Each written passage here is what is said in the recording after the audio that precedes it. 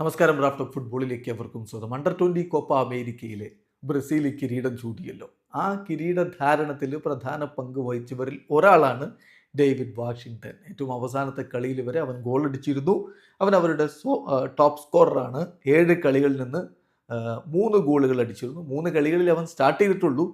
ഏതായാലും അവരുടെ top സ്കോററാണ് David Washington.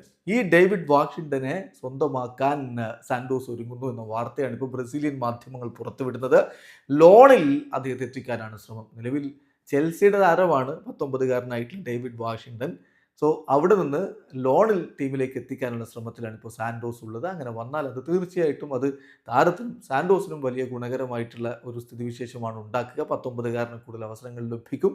ഇതുപോലെയുള്ളൊരു മികച്ച താരത്തെ മുന്നേറ്റ നിരയിൽ നെയ്മർക്കൊപ്പം കളിപ്പിക്കാൻ സാന്റോസിന് കഴിയുകയും ചെയ്യും. അവൻ്റെ ഈ അണ്ടർ 20 കോപ്പ അമേരിക്കയിലെ പ്രകടനം നമ്മൾ എടുക്കുകയാണെങ്കിൽ 7 കളികൾ, അതിൽ 3 സ്റ്റാർട്ട് ചെയ്തു, 3 ഗോളുകൾ അടിച്ചു. ഓരോ 114 മിനിറ്റിലും ഒരു ഗോൾ എന്നുള്ളതാണ് ആവറേജ് വന്നത്. 4 ക്ലിയർ ചാൻസുകൾ കിട്ടിയതിൽ 3 അവൻ കൺവേർട്ട് ചെയ്ത്, അതായത് ചാൻസ് കൺവേർഷൻ റേറ്റ് 75%.